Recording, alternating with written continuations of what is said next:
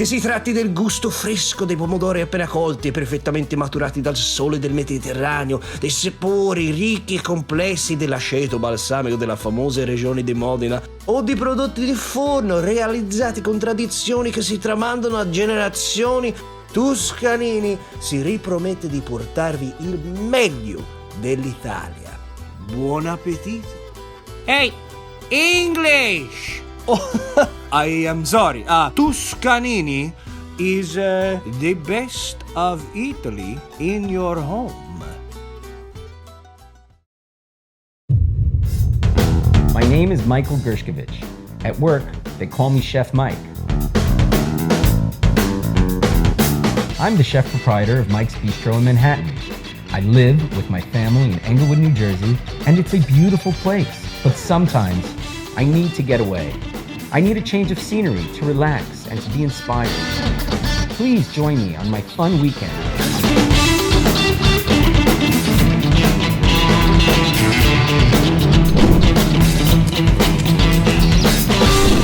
I love mushrooms. I love eggs. Let's do something with them. Let's start. Shiitake mushrooms. Just cut off the stem, make sure you rinse them, check them for bugs, and it's ready. Cremini mushrooms, also known as baby bellas. You can take off the stem or leave it on. I like to just cut them flush, like that. These are maitake, also known as hen of the woods mushrooms. And they have a very distinct forest smell. They're not inexpensive. You see that little heel attached?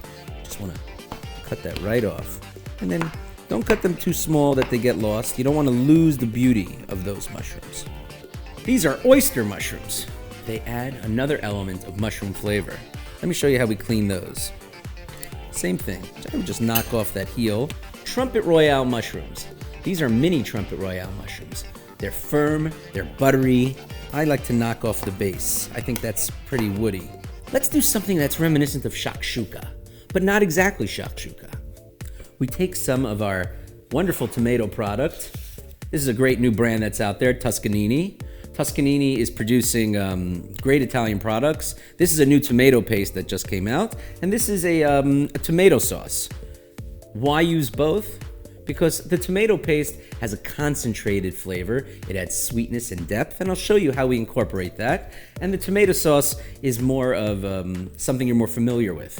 But they work together that you can balance concentration. Onions and mushrooms are great friends. So I'm certainly gonna put in different kinds of onions. I'm gonna put in leek, I'm gonna put in some Spanish onion. It's very important to check leeks and open them up because dirt loves to live on the inside. Let's cook these mushrooms and onions. Let's start with the onions, since they're gonna take the longest to cook and we need to soften those. My pan is already heated. You hear that? That's a great sound. That's a sound you want to hear. I'm going to wait on the leeks. Introduce salt to help break down those onions. Okay, looks like time to put all the mushrooms in.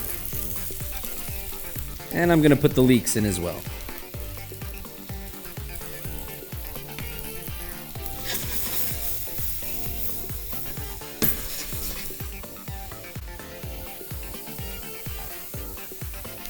That was a little salt. It doesn't pay to put in a lot of oil at this point because the oil is just going to be absorbed by the mushrooms and it'll disappear again.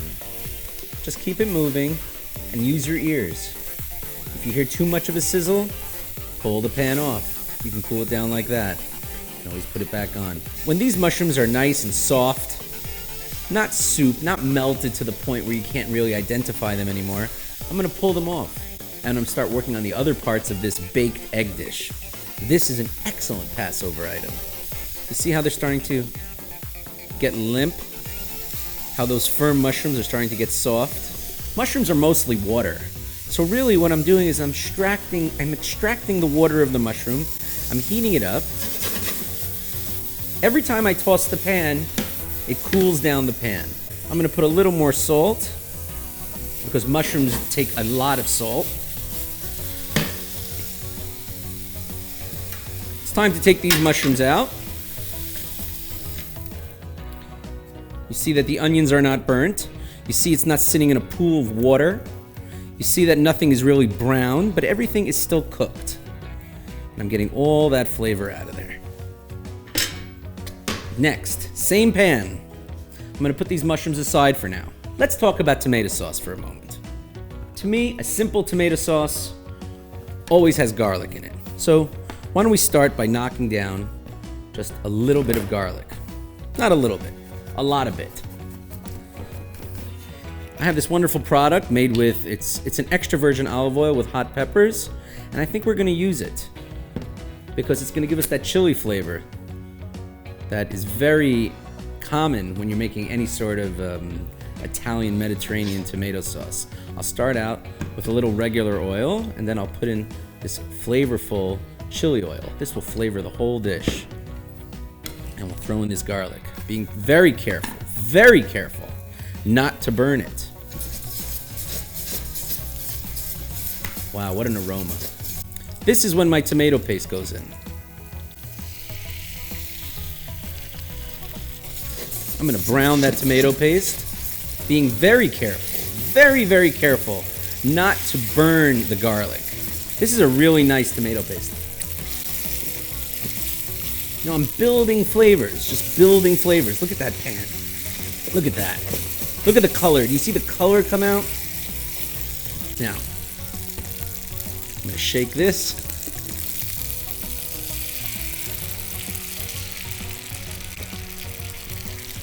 We're gonna bring that to a simmer, at which point, we're gonna bring back our mushrooms. We're gonna put that right in. Right now, this is a vegetarian dish, but if you wanted to, and I don't really have any issue with it, we could add a little chicken stock just to help it out. Step 2 is complete. Let's move on to step 3, assembling this shakshuka and cracking some quail eggs, which is not a simple thing. Here's some quail eggs that I've already cracked. I take the top of my sharp paring knife, try to crack the top of the egg, make one little insertion there, and I pull it right off. Okay, and I'm also checking for blood. Oops, looks like I got a little shell in there. I'll use the shell to take it out. We have all of our components, and there's one component I haven't told you about yet. These are cute little sweet potatoes, little fingerling sweet potatoes that I roasted off earlier. They're completely cold at this point, but we're gonna use them as a starch in layering this dish. They're a beautiful color, and they're sweet as can be, and they don't have a lot of moisture in them. So let's start out just by putting a few of those in on the bottom so that we have some starchy elements to our dish so we don't need bread. I'm just gonna spoon this right in.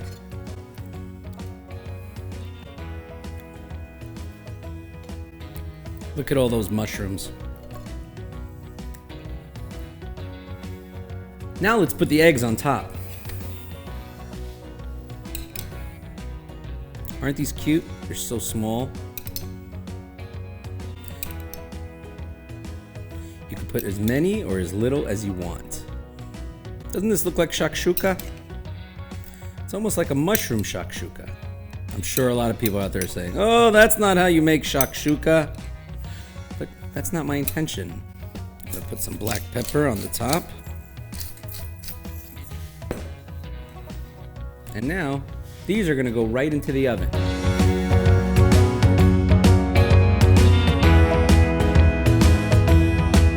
I will take out some scallion, maybe some fresh chive as well. I'm gonna pull a little cilantro and parsley. It's no secret I love fresh herbs. And with this dish, just let it fly. Let it fly. Now, the other thing is, we can go back to this wonderful extra virgin olive oil with hot pepper. I happen to like things a little spicy. You could hit the top. Little salt on top of the egg parts. And I think we have something very special here. I'm excited to try it.